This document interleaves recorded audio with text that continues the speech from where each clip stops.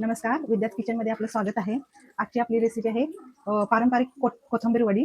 Tricks सहित मी तुम्हाला सांगणार आहे, ती लास्टपर्यंत तुम्ही पाहत राहा. त्यासाठी लागणारे साहित्य इथे मी कोथिंबीर एक जोडी घेतलेली आहे, धुवून स्वच्छ. बेसन पीठ मोठ्या 2 वाट्या घेतलेलं आहे. तांदळाचं पीठ यात आपण 2 चमचे घालणार आहोत. नंतर एक तुम्हाला ट्रिक सांगणार आहे मी. तेल, जिरे, ओवा, हळद पाव चमचा, तीळ आणि लसूण आणि मिरची ठेचून घेतलेली आहे, मीठ आहे. आता हे सर्व जिन्नस आपण एकत्र करून पीठ मळून घेणार आहोत. आधी कोथिंबीर चिरून घेणार आहे. आता आपण कोथिंबीर चिरून घेतलेली आहे. आता हे पीठ आपण ह्याच्यात मिक्स करायचं आहे. पाणी लगेच घालायचं नाही, कारण कोथिंबीरीला आपोआप पाणी सुटते, त्याच्यातच थोडं आधी मळून घ्यायचं. आणि हे आपण घेतलेले सर्व साहित्य, तुम्हाला लाल तिखट हवं असेल तर लाल तिखट पण घालू शकता, कारण आपण इथे हिरवी मिरची आणि लसूण घेतलेला आहे ठेचून. हे सर्व साहित्य आता एकत्र करून घालायचं. मीठ तुम्हाला जेवढं हवं असेल तेवढं.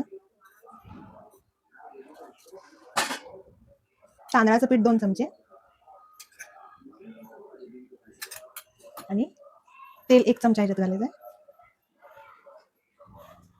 आता आपल्याला मळून घ्यायचं. हे बघा, मी न घालता हे मळून असं घेतलेलं आहे. तुम्हाला थोडंसं लागत असेल तर थोडं थोडं घेत घेत हे असं मळून घ्यायचं. अगदी सैलसर मळायचं. थोडं चपातीला आपण मळते तसं नाही मळायचं, घट्टच थोडं मळायचं. आता मी ह्या कुकरच्या भांड्याला तेल लावून घेतलेलं आहे. ह्यात मी रोल करून हे कोथिंबीरच्या वड्या ठेवलेल्या आहेत. आता मी वाफवून घेणार आहे. हे मी असं ताट लावून कुकरमध्ये ठेवणार आहे. आता ह्या मी आता वड्या वाफवून घेतलेल्या आहेत. त्यातल्या थोड्या चिरलेल्या आहेत. जर तुम्हाला तळून नको असतील डीप फ्रायमध्ये, तर आपण थोडंसं तेल घालून परतणार आहोत. फक्त जिरे आणि तीळ घालायचे आहे त्याच्यात. मी तवा तापत ठेवलेला.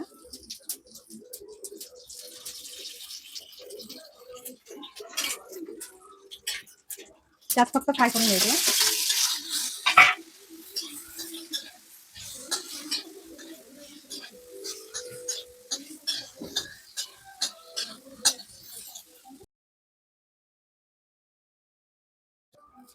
हे आपण तीळ आणि जिरे घालून फक्त परतून घेतलेले आहे. आता आपल्याला तळून घ्यायचे आहेत.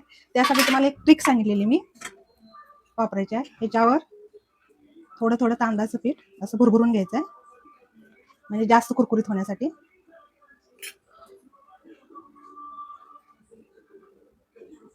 तांदळाचं पीठ लावून मी आता भुरभुरून घेतलेलं आहे. आता आपण तळणार आहोत. त्याच आता ह्याच्यात तळून घ्यायचं आहे.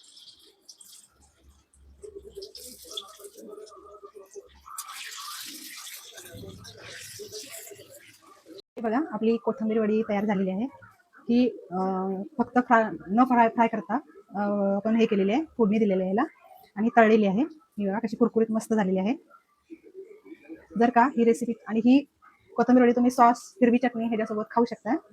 जर का ही रेसिपी तुम्हाला आवडली असेल, लाईक, सबस्क्राईब, शेअर करा. बेल आयकॉनवर जाऊन क्लिक करा आणि करून पहा आणि कमेंट करून मला नक्की कळवा कशी झाली.